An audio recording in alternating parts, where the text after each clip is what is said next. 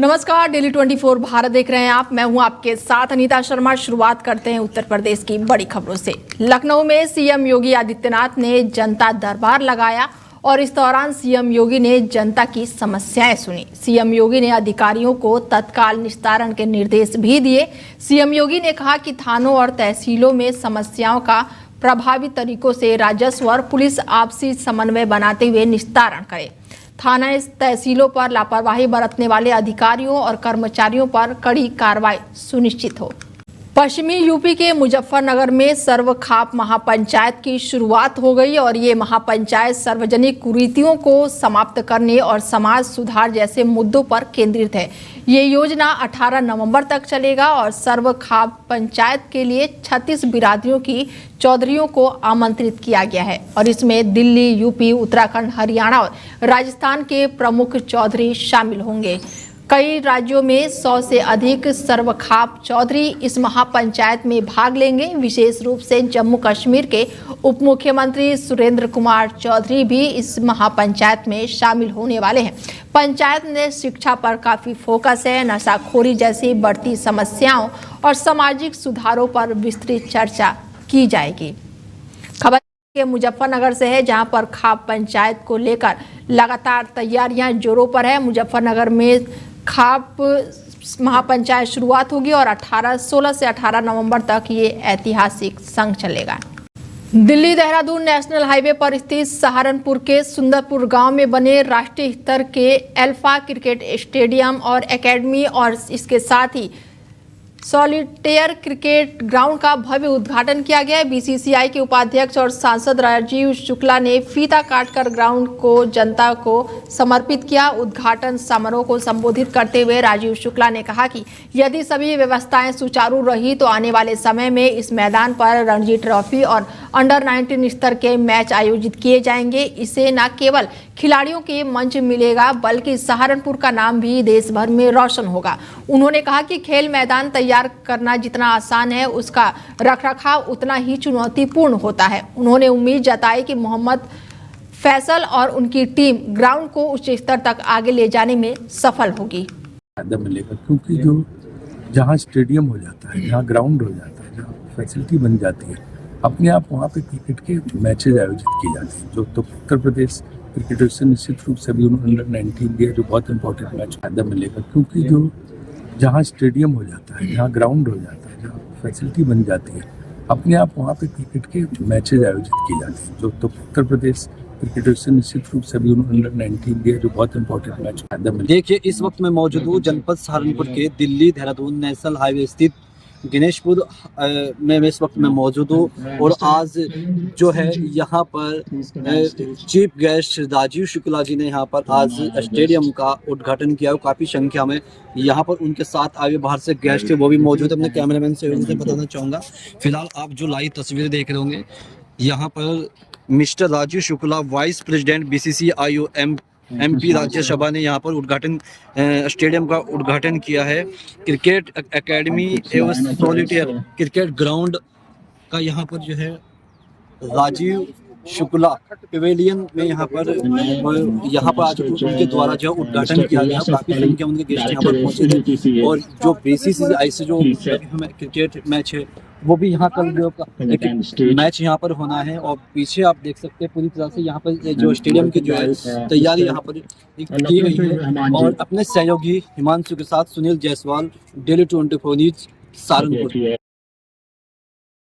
UP के गोरखपुर में बड़ा अग्निकांड सामने आया है, जहां पर रामगढ़ ताल थाना क्षेत्र के तारामंडल रोड स्थित वाटरवेज स्टोरेज और साथ ही यहां पर भीषण अग्नि का मामला सामने आया है। सूचना मिलते ही एसएफओ 4 फायर टेंडरों के साथ मौके के लिए रवाना हुए और इसके साथ ही मुख्य अग्निशमन अधिकारी भी खुद घटनास्थल पर पहुंचे। जब दमकल टीम मौके पर पहुंची और तब तक आग पूरी तरह से भवन में फैल चुकी थी। भवन के भूतल पर दुकानें और साथ ही प्रथम तल पर रेस्टोरेंट, दूसरे तल पर कमरे और तीसरे तल पर बैंकेट हॉल बने हुए थे। आग की सबसे तीव्र लपटें रेस्टोरेंट वाली हिस्से में उठ रही थी, जो जल्द ही पूरी इमारत में फैल गई। आग बुझने के दौरान वॉशरूम में एक व्यक्ति बेहोशी की हालत में पाया गया और उसे तुरंत ही निकाला गया और स्थानीय पुलिस ने उपचार के लिए अस्पताल भेज दिया, जहां डॉक्टरों ने जांच के बाद उसे मृत घोषित कर दिया। फायर स्टेशन गोलघर को सूचना प्राप्त हुई कि थाना रामगढ़ अंतर्गत पौध संग्रहालय के सामने वाटरवेज बैंकेट और रेस्टोरेंट में आग लगी हुई है और तुरंत तत्काल गाड़ियों को भेजा जाए। इस सूचना पर तत्काल मैं FSO सहित 4 फायर टेंडर के सहित मैं वहां पर पहुंचा गया तो देखा गया तो भूतल से लेकर के तृतीय तल तक बने हुए पूरे भवन में आग एक साथ जल रही थी और 4 फायर टेंडर की मदद से आग को पूर्ण रूप से बुझाया गया और बात बुझाते समय ये परिलक्षित हुआ कि भवन के प्रथम तल के रेस्टोरेंट के वॉशरूम में एक व्यक्ति औंधे मुंह गिरा हुआ था। उसे तत्काल जो है एम्बुलेंस की सहायता से उपचार हो जिला चिकित्सालय। यूपी के हमीरपुर क्षेत्र में एक अर्धनग्न महिला का शव खेत में मिला है, जिसे आवारा कुत्ते नोच रहे थे। मामला की गंभीरता को देखते हुए एसपी ने तुरंत ही जांच टीम गठित की। पुलिस ने तत्काल कार्रवाई करते हुए इसे हत्या का खुलासा कर दिया है। जांच में सामने आया है कि घटना को अंजाम देने वाला कोई और नहीं बल्कि महोबा जनपद में तैनात सब इंस्पेक्टर अंकित कुमार यादव ही है। पुलिस ने आरोपी दरोगा को गिरफ्तार कर जेल भेज दिया है। पुलिस के मुताबिक आरोपी ने पूछताछ में कबूल किया है कि महिला से विवाद होने पर उसे लोहे की रॉड से सिर पर वार कर उसकी जान ले ली और इसके बाद से मृतक का शव अपनी कार में डालकर रोड के किनारे फेंक कर वो भाग गया। पुलिस ने आरोपी दरोगा को गिरफ्तार कर जेल भेज दिया है और मामले की आगे की कानूनी कार्रवाई जारी है। ये घटना तो हुई है विनोद के द्वारा और अंकित के द्वारा। कैसे हुई है? मेरी बहन जो है तारीख करने गई थी महोबा, वहां से निकली तो इसका अपहरण कर लिया। अज्ञात महिला का शव मिलने की सूचना प्राप्त हुई थी। तत्काल पुलिस के द्वारा उसमें मुकदमा पंजीकृत किया गया था। महिला की शिनाख्त के लिए एवं घटना के निवारण के लिए 4 टीमों का गठन किया गया था। महिला की शिनाख्त थाना कबरई में के निवासी के रूप में हुई थी और उसके परिवारजनों द्वारा भी, जो कि कबरई में रहते हैं, उनके द्वारा भी महिला की पहचान की गई है। तमाम CCTV फुटेज, अन्य टेक्निकल सर्विलांस एवं मैनुअल सर्विलांस के आधार पर की मदद से घटना का सफल अनावरण किया गया है। यूपी के कानपुर देहात के बड़ा गांव में सरकारी भूमि और किसान की पुश्तैनी जमीन पर अवैध कब्जा का मामला सामने आया है। ग्रामीणों ने इस पूरे प्रकरण को लेकर संपूर्ण समाधान दिवस में पहुंचकर उपजिलाधिकारी को शिकायती पत्र सौंपा और कार्रवाई किए जाने की मांग की है। मामला रसूलाबाद तहसील क्षेत्र के बड़ा गांव का बताया जा रहा है, जहां पर ग्राम सभा की सरकारी भूमि और किसानों की पुश्तैनी जमीन पर कुछ लोगों द्वारा अवैध कब्जा किए जाने का आरोप है। गांव के रहने वाले सुभाष त्रिवेदी और विनोद कुमार शनिवार को रसूलाबाद तहसील पहुंचे और संपूर्ण समाधान दिवस में शिकायत दर्ज कराई। ग्रामीणों ने आरोप लगाया कि ग्राम सभा की जमीन और उनकी पुश्तैनी जमीन पर राहुल तोमर और सिंपल सिंह ने अपने प्रभाव और दबंगई के दम पर कब्जा कर रखा है। शिकायतकर्ताओं का कहना है कि कब्जा करने वाले लोग पेशावर भूमिका और खनन माफिया भी हैं और इस गंभीर आरोप पर कार्रवाई करते हुए उपजिलाधिकारी ने मामले की जांच उचित कार्रवाई करने के निर्देश दे दिए हैं। हमला है हमारे जमीन पे कब्जा वाले लोग, कुछ लोग हैं जो अपन मिट्टी का खनन भी करते हैं, भूमाफिया हैं, जीएस भी कब्जा कर ले, हमारी जमीन पे भी कब्जा कर रहे हैं। कौन लोग हैं, क्या नाम है उनका? राहुल सिंह है, सिंपल सिंह है, नरेंद्र सिंह है। कहाँ के रहने वाले हैं? कपराट के रहने वाले हैं। शिकायत करी आपने तहसील? हाँ, हमने तहसील दिवस में दी, DM साहब को भी दी। क्या आश्वासन मिला? आश्वासन मिला।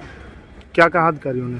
अधिकारी इनका नहीं, आपको जमीन आपकी दिलवाएंगे और ये जो GS है अवैध रूप से बना हुआ है, इस पर कार्रवाई करेंगे। रकबा नंबर 151 सुभाष बाबा ने 2008 में रजिस्ट्री कराई थी, 251 में रजिस्ट्री होने के बाद हमारा वहाँ मकान बना हुआ था, जो कि कच्चा मकान था। हम लोग शहर रहने लगे जाके, तो सिंपल सिंह, राहुल सिंह, इनके भाई वीरेंद्र उर्फ धीरू और इनके पिताजी, जो ये भू माफिया खनन माफिया हैं, रकबा नंबर 105 में तालाब की जगह पर इन्होंने खनन कर इस क्षेत्र के जितने आसपास के तालाब हैं सारे सरकारी तालाबों में।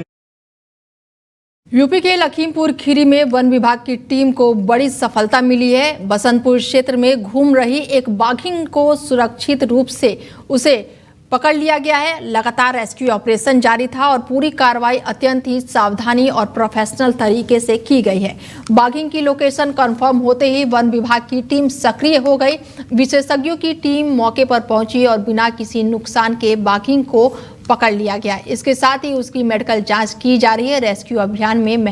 रेस्क्यू ऑपरेशन में लगातार संयुक्त टीमें शामिल रही और इस पूरे ऑपरेशन को सटीक प्लानिंग और तत्काल कार्रवाई के साथ अंजाम दिया गया है। फिलहाल बाघिन को स्वास्थ्य जांच जारी है और वन विभाग आगे की आवश्यक प्रक्रिया पूरी कर रहा है। बता दें कि लखीमपुर खीरी से बड़ी खबर निकलकर सामने आई है। बाघिन के पकड़े जाने के बाद से आसपास के ग्रामीणों ने राहत की सांस ली है।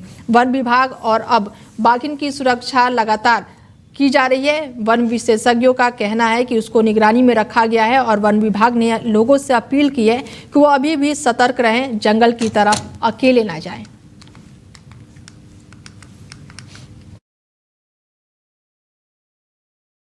खबरों में आगे बढ़ते हैं और खबर यूपी के लखीमपुर खीरी से है, जहां पर क्षेत्र में बदमाशों ने एक व्यापारी के घर पर धावा बोलते हुए बड़ी वारदात को अंजाम दिया है। जानकारी के अनुसार रात के करीब 9 बजे बदमाशों ने मेडिकल व्यवसायी के घर में घुसकर उन्हें तमंचे के बल पर बंधक बना लिया और लूटपाट करके मौके से फरार हो गए।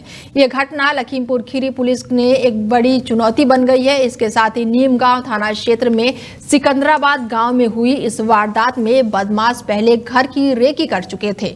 परिवार एक कार्यक्रम में गया हुआ था, लेकिन कुछ सदस्य घर पर मौजूद थे और इसी दौरान मौका पाकर बदमाशों ने लूट को अंजाम दे दिया। बताया जा रहा है कि बदमाश घर से 1,27,000 रुपए नगद और करीब 7 लाख रुपए के जेवरात लेकर फरार हो गए हैं। घटना की सूचना मिलते ही पुलिस मौके पर पहुंची और बदमाशों का पीछा किया, लेकिन बदमाश अंधेरे और गन्ने के खेतों का फायदा उठाकर मौके से फरार हो गए। तो वहीं पुलिस अब पूरे मामले की जांच पड़ताल में जुटी हुई है। लगभग 9 बजे का समय था और दवा हम निकाल रहे थे। 2 लोग एक चाणकाई दुकान में घुसे जो है और उन्होंने तमंचा लगा दिया। उसके बाद उन्होंने इशारा किया, 2 और आए जो है, फिर हमको जो है तब तमंचा के दम पे जो है ऊपर ले गए मकान पे जो है। फिर उसके बाद उन्होंने शटर डाउन किया जो है। फिर उसके बाद में हमको चाबी भी पूछी जो है सामान कहाँ क्या रखा है। तो उन्होंने 1,27,000 रुपये रखा था, वो लिए।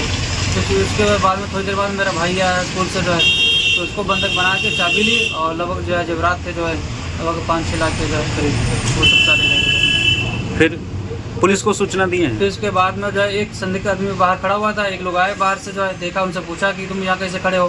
तो उसने बोला कि हम चौराहे पर रहते हैं। तो उसने कहा चौराहे तो नहीं रहते हो। तो कुछ दोनों लोगों के बीच में बातचीत हुई, वो भाग गया जो है।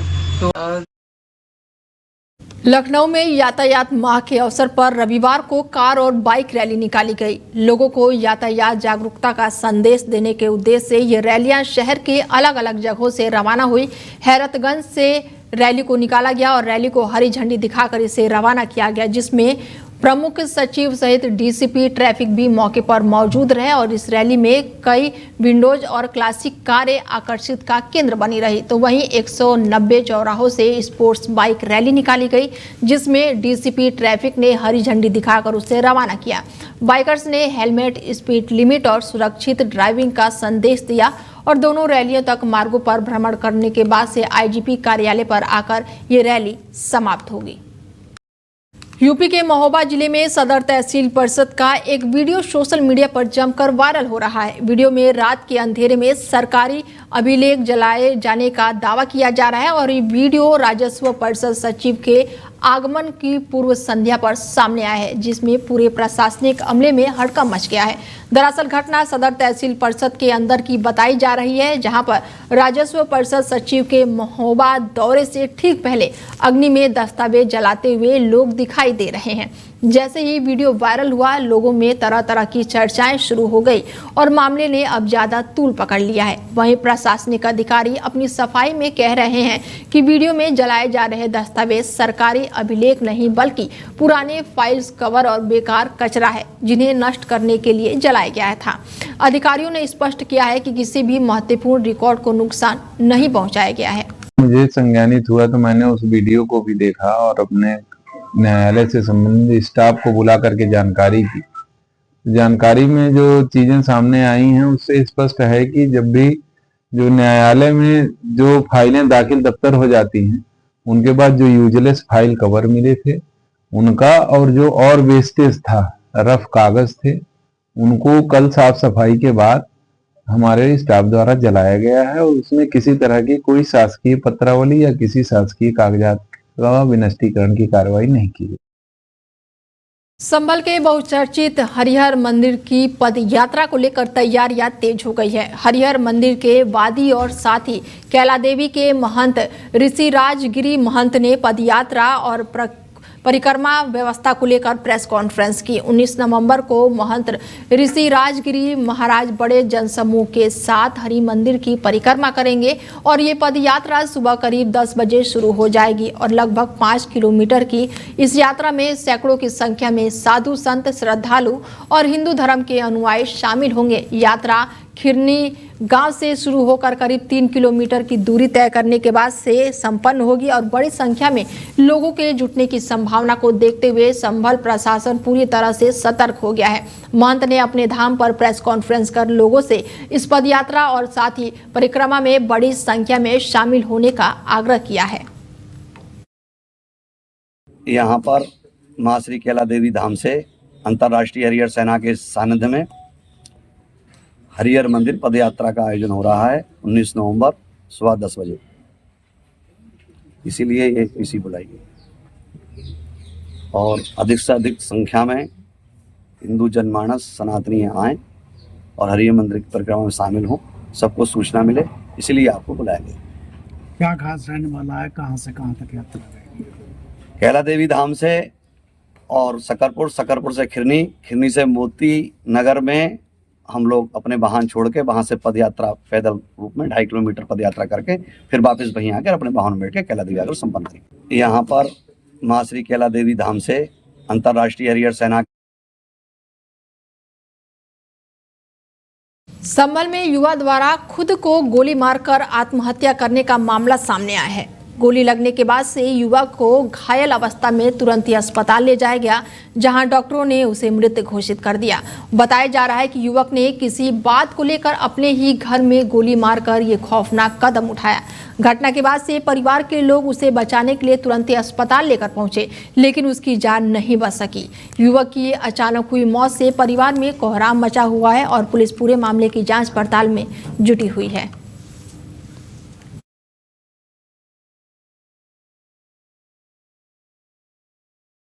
यूपी के अमेठी में उस समय हड़कंप मच गया जब सड़क किनारे झाड़ियों में एक नवजात शिशु लावारिस अवस्था में पड़ा हुआ मिला।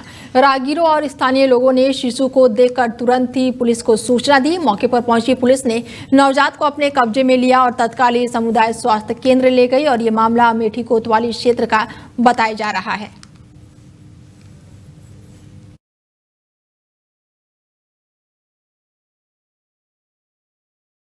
अमेठी में एक बार फिर तेज रफ्तार का कहर देखने को मिला है, जहां पर दो बाइकों का आमना सामना हुआ और ये जोरदार टक्कर भी सामने आई है। हादसा इतना भीषण था कि बाइक सवार दोनों युवकों की मौके पर ही दर्दनाक मौत हो गई, जबकि एक युवक गंभीर रूप से घायल हो गया। स्थानीय लोगों की मदद से घायलों को तुरंत ही जिला अस्पताल भेजा गया। सूचना मिलते ही पुलिस मौके पर पहुंची और शव को कब्जे में लेकर पोस्टमार्टम के लिए भेज दिया और आगे की कार्रवाई शुरू कर दी है। यूपी के कौसाम्बी में शेयर मार्केट में निवेश का झांसा देकर ठगी करने वाले गैंग का पुलिस ने भंडाफोड़ किया है। टीम ने गैंग की लोकेशन ट्रेस करके भोपाल से 3 सक्रिय सदस्यों को गिरफ्तार किया है। आरोपी अब तक कई लाख लोगों को ऑनलाइन धोखाधड़ी कर चुके हैं और फर्जी खाते, एटीएम और आधार कार्ड बनाकर पीड़ितों से ठगी की गई रकम निकालते थे। उनके कब्जे से मोबाइल, लैपटॉप, फिंगरप्रिंट से एटीएम और आधार कार्ड बरामद किए गए हैं, जबकि पुलिस ने लगभग 20 लाख रुपए फ्रीज कराए हैं। जांच में सामने आया है कि गैंग का नेटवर्क कई राज्यों में फैला है और करीब 2 करोड़ की ज्यादा की ठगी का मामला सामने आया है। फिलहाल पुलिस मामले की जाँच पड़ताल में अब जुटी हुई है। फिलहाल बुलेटिन में मेरे साथ इतना ही। खबरें लगातार जारी है, बने रहिए आप हमारे साथ और देखते रहिए डेली 24 भारत। दीजिए इजाजत, नमस्कार। सत्ता की हर चाल पर हमारी नजर, जनता की आवाज सबसे पहले, सच की पड़ताल करेंगे हम। क्या छपा क्या छिपा, राजनीति के खेल का पर्दाफाश। जहां राजनीति को परखा जाता है जनता की कसौटी। राष्ट्रहित है हमारी प्राथमिकता। जहां बॉलीवुड की चमक भी सच्चाई से टकराती है। दैनिक 24 भारत पर।